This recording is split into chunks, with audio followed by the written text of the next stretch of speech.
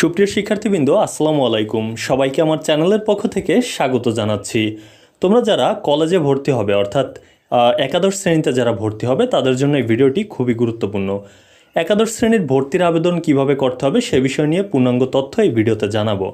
এর আগে অবশ্য একাদশ শ্রেণীর ভর্তির আবেদন যেভাবে করা যেত, এবারের পদ্ধতিটি সম্পূর্ণ পরিবর্তন হয়েছে। এই পদ্ধতিতে কিভাবে আবেদন করতে হবে চলো সে বিষয়গুলো দেখে নেওয়া যাক। শুরুতেই তুমি যে কাজটি করবে, যে কোনো একটি ব্রাউজারে যাবে, যেমন গুগল হোক বা যে কোনো ব্রাউজারে গিয়ে টাইপ করবে exiclassadmission.gov.bd। এই exiclassadmission.gov.bd-তে প্রবেশ করার সাথে সাথে তুমি কিন্তু এরকম একটি ওয়েবসাইটের যে পেজ বা ওয়েব পেজ এটি দেখতে পারবে। তোমাদের সুবিধার জন্য এই ভিডিওর ডিসক্রিপশন বক্সে ওই ওয়েবসাইটের লিঙ্ক দেওয়া রয়েছে, সেখানে ক্লিক করেও কিন্তু তুমি এই ওয়েবসাইটে প্রবেশ করতে পারবে। তো শুরুতে এখানে তোমরা কতগুলো অপশন দেখতে পাচ্ছ, যেমন লগ ইন এবং সাইন আপ। তো তোমাদের যেহেতু কারোরই অ্যাকাউন্ট নেই, সেক্ষেত্রে সাইন আপ এই অপশনটির উপরে ক্লিক করতে হবে। সাইন আপের উপরে ক্লিক করার পর তোমার সামনে যেরকম একটি পেজ ওপেন হবে, চলো সেই পেজটি দেখে নেওয়া যাক। যেহেতু এখন পর্যন্ত আবেদন অনলাইনে শুরু হয়নি, তাই আমি তোমাদের এই ম্যানুয়াল থেকেই দেখাচ্ছি যে কিভাবে কি করতে হবে। সাইন আপে ক্লিক করার সাথে সাথে তুমি এরকমের একটি পেজ তোমার সামনে ওপেন হবে, যেখানে লেখা আছে যে এডু আইডি এর জন্য আবেদন, অর্থাৎ তোমাকে একটা আইডি তৈরি করতে হবে। সেক্ষেত্রে তোমার প্রথম যে কাজটি এখানে দেখতে পাচ্ছ, যে শিক্ষার্থীর ধরন নির্বাচন করুন, এরকম একটি অপশন থাকবে। এই শিক্ষার্থীর ধরন নির্বাচন করুন, এটার উপরে ক্লিক করার পর তোমার সামনে তিনটি অপশন দেখাবে: board student, Bangladesh open university student, equivalent certificate holder. তো এখান থেকে তুমি বোর্ড স্টুডেন্ট এই অপশনটির উপরে ক্লিক করবে। যদি কোনো স্টুডেন্ট ওপেন ইউনিভার্সিটির হয় সে ওইটাতে করবে। তোমাদের ক্ষেত্রে তোমরা বোর্ড স্টুডেন্টের উপরে ক্লিক করতে পারো। ক্লিক করার সাথে সাথে এরকম আরেকটি ইন্টারফেস ওপেন হবে, যেখানে লেখা রয়েছে শিক্ষার্থীর ধরন, এরপরে বোর্ড, পাশের সাল, রেজিস্ট্রেশন নম্বর, রোল নাম্বার, এগুলো তোমাকে কিন্তু সিলেক্ট করতে হবে। তো প্রথমে তুমি যে কাজটি করবে, শিক্ষার্থীর ধরন এই আইকনটির উপরে ক্লিক করে, যেহেতু বোর্ড স্টুডেন্ট দেওয়া রয়েছে এটি শো করবে। বোর্ডের উপরে ক্লিক করার সাথে সাথে তোমার সামনে বিভিন্ন বোর্ড এখানে শো করবে। তুমি যে বোর্ডের শিক্ষার্থী, ঢাকা হোক চট্টগ্রাম হোক, সেই বোর্ডের নাম এখান থেকে সিলেক্ট করবে। এরপরে যে বিষয়টি, এখানে আরও কিছু তথ্য চাওয়া হয়েছে, যেমন পাশের সাল, এখানে তুমি কত সালে পাশ করেছো সেটি দেবে, তোমার রেজিস্ট্রেশন নম্বরটি এখানে সাবমিট করবে, রোল নাম্বার, এবং এখানে একটি ক্যাপচা কোড রয়েছে। যেমন দেখো এখানে লেখা রয়েছে 9+2 = what। তো তুমি জানো যে 9+2 = 11 হয়, এখানে 11 লিখে এই যে জমা দিন অপশন, এটার উপরে ক্লিক করবে। এটার উপরে ক্লিক করার পর তোমার সামনে নতুন আরেকটি ইন্টারফেস ওপেন হবে। সেখানে তোমার বিস্তারিত তথ্য তুমি দেখতে পারবে, তোমার নাম, পিতার নাম, মাতার নাম, এরপর জেন্ডার, ধর্ম। এই ধর্মটি তোমার কিন্তু নির্বাচন করতে হবে, ইসলাম বা হিন্দু যাই হোক, সেটি সিলেক্ট করবে। জন্ম তারিখ এখানে শো করবে। মোবাইল নাম্বার দেওয়ার একটি অপশন থাকবে। এখানে একটি গুরুত্বপূর্ণ বিষয়, এই যে মোবাইল নাম্বারটি তুমি এখানে সাবমিট করবে, সেই মোবাইল নাম্বারে কিন্তু একটি SMS আসবে, সেক্ষেত্রে একটি সচল মোবাইল নাম্বার দিবে। এরপরে মোবাইল নম্বর নিশ্চিত করুন, আবারও মোবাইল নম্বরটি এখানে লিখবে। জন্ম নিবন্ধন নম্বর, তোমার যে জন্ম নিবন্ধন কার্ডের নম্বরটি রয়েছে তা এখানে দেবে। এরপর জমা দিন এই অপশনটির উপরে ক্লিক করবে। ক্লিক করার পর তোমার সামনে এরকম একটি অপশন দেখা যাবে। তার আগে একটি বিষয়, তুমি যখনই এটি জমা দিবে, তোমার যে ফোন নম্বরটি রয়েছে সেখানে কিন্তু একটি SMS চলে যাবে। ওই SMS-এ একটি আইডি নাম্বার দেওয়া থাকবে এবং তার একটি পাসওয়ার্ড দেওয়া থাকবে, যেখান থেকে তুমি সাইন ইন করতে পারবে। আবারও বলছি আমি, যে তোমার ওই মোবাইল নাম্বারটিতে কিন্তু একটি আইডি শো করবে এবং পাশাপাশি একটি পাসওয়ার্ড যাবে। সেই পাসওয়ার্ড আইডি ব্যবহার করে তোমাকে লগ ইন করতে হবে। এইভাবে কিন্তু তোমার স্টুডেন্ট আইডিটি খুলতে হবে। এরপর যে বিষয়, তুমি জানো যে স্টুডেন্ট আইডি খোলার পর এখানে আরও অনেকগুলো অপশন দেওয়া রয়েছে ওপেন ইউনিভার্সিটির শিক্ষার্থীরা কীভাবে কী করবে, আর সেগুলো আমি আপাতত দেখাচ্ছি না তোমাদেরকে।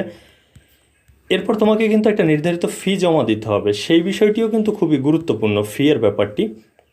তুমি ইউজার, এই যে এখানে দেখো আবারও দেখাচ্ছি, ইউজার নেম, তুমি SMS-এ যে ইউজার নেমটি পেয়েছো এবং পাসওয়ার্ড পেয়েছো তা দিয়ে কিন্তু সাইন ইন করবে। সাইন ইন করার পর তুমি চাইলে পাসওয়ার্ডটি পরিবর্তন করতে পারো। সেক্ষেত্রে তোমাকে এখানে নতুন একটা পাসওয়ার্ড দিতে হবে। যে এখানে বলা রয়েছে আপনাকে আপনার পাসওয়ার্ড পরিবর্তন করতে হবে, কারণ আপনি এই প্রথম সাইন ইন করছেন, অথবা আপনার পাসওয়ার্ডের মেয়াদ শেষ হয়ে গেছে।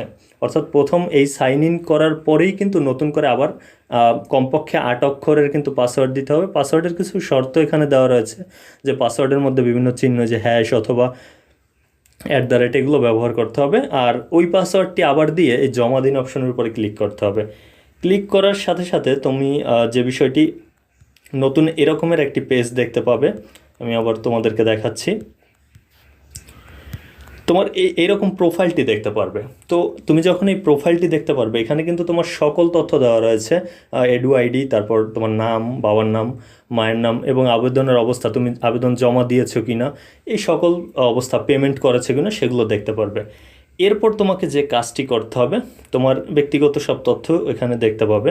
এসএসসির তথ্যগুলো দেখতে পারবে, যে এসএসসিতে তোমার রোল নাম্বার কত ছিল, তুমি মেধাক্রম হিসাবে কততম ছিলে আর কি বোর্ডের ভিতরে, জিপিএ কত ছিল, সব তথ্যই এখান থেকে দেখতে পারবে।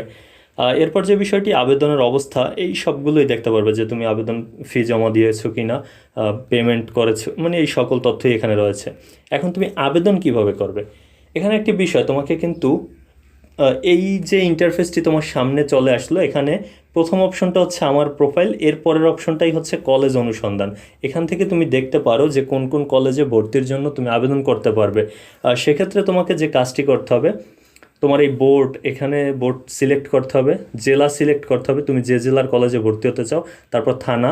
এরপর এখানে ক্লিক করার সাথে সাথে, কলেজের আইকনের উপরে ক্লিক করার সাথে সাথেই কিন্তু তুমি ওখানে ওই থানাতে যে সকল কলেজ রয়েছে, আমি তোমাদেরকে একটা উদাহরণ দেখাচ্ছি। যেমন এখানে সিলেক্ট করা আছে কুমিল্লা বোর্ড, এরপর জেলার নাম কিন্তু এখানে এসেছে, সকল জেলাগুলো।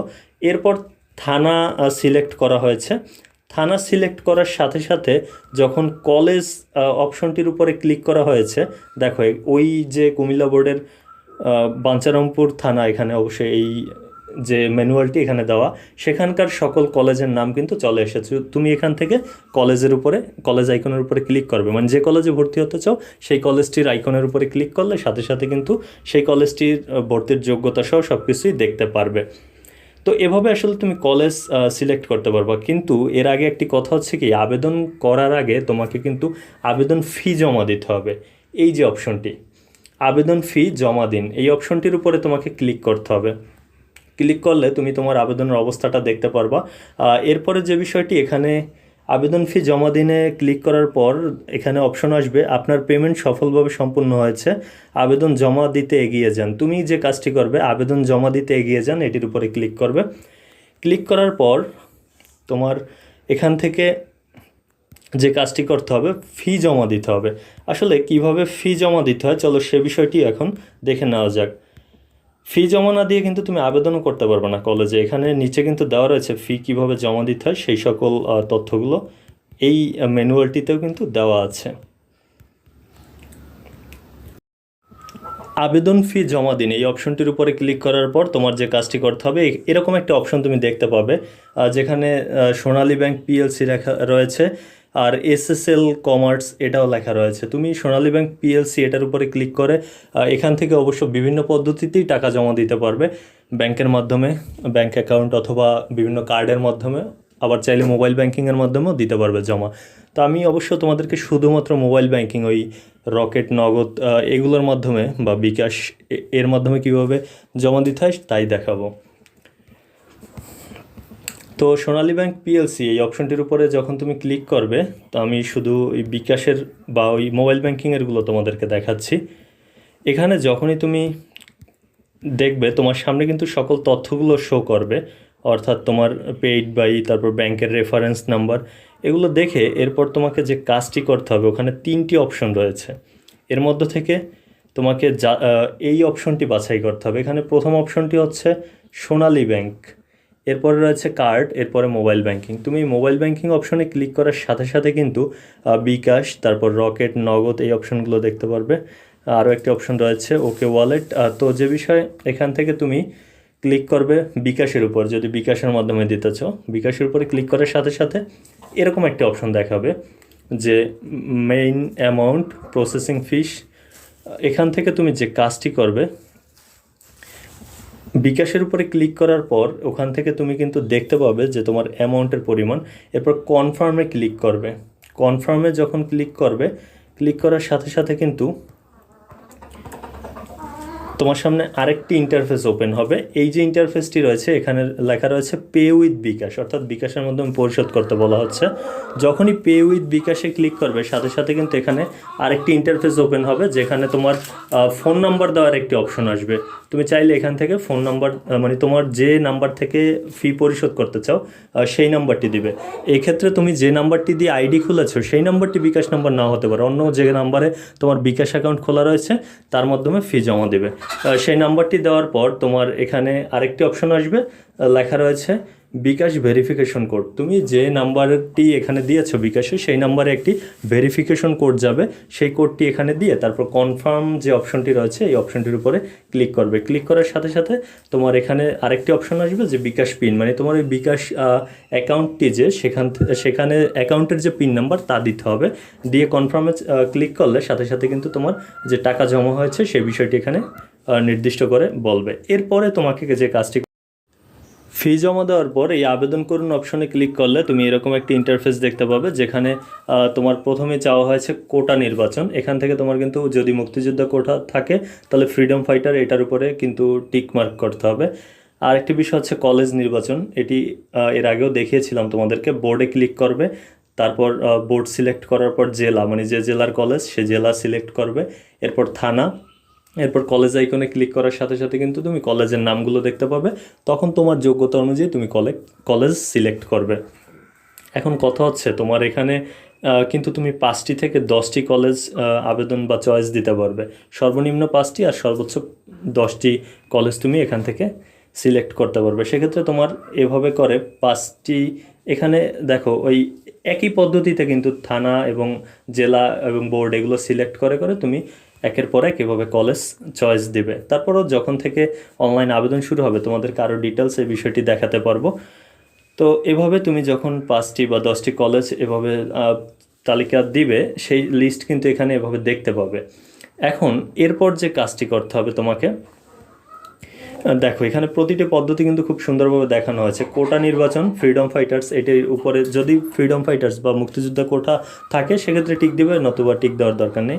এরপরে এভাবে এই যে কলেজ সিলেক্ট করার পর আবেদন সাবমিট করুন এই অপশনটিতে কিন্তু তোমাকে ক্লিক করতে হবে। অর্থাৎ তোমার কলেজ তুমি যদি 5টা বা 10টা কলেজ দিয়ে থাকো তারপর আবেদন সাবমিট করবে।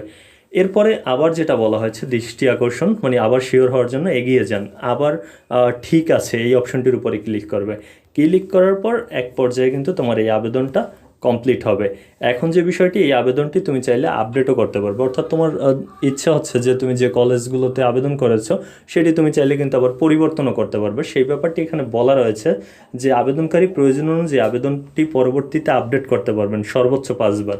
মানে তুমি একবার আবেদন করেছো, এখন মন চাইছে না যে এই কলেজে আবেদন করবে, সেক্ষেত্রে এটি পরিবর্তন করে আবার আবেদন করতে পারবে। এইরকমভাবে তুমি 5 বার কলেজ পরিবর্তন করতে পারবে। অর্থাৎ এই রেজাল্ট দেওয়ার আগ পর্যন্ত তুমি যে কলেজে ভর্তির আবেদনটি করেছো এই ভর্তির আবেদনের রেজাল্ট দেওয়ার আগ পর্যন্ত তুমি সর্বমোট 5 বার চাইলে কলেজের যে লিস্ট সেটি পরিবর্তন করতে পারবে।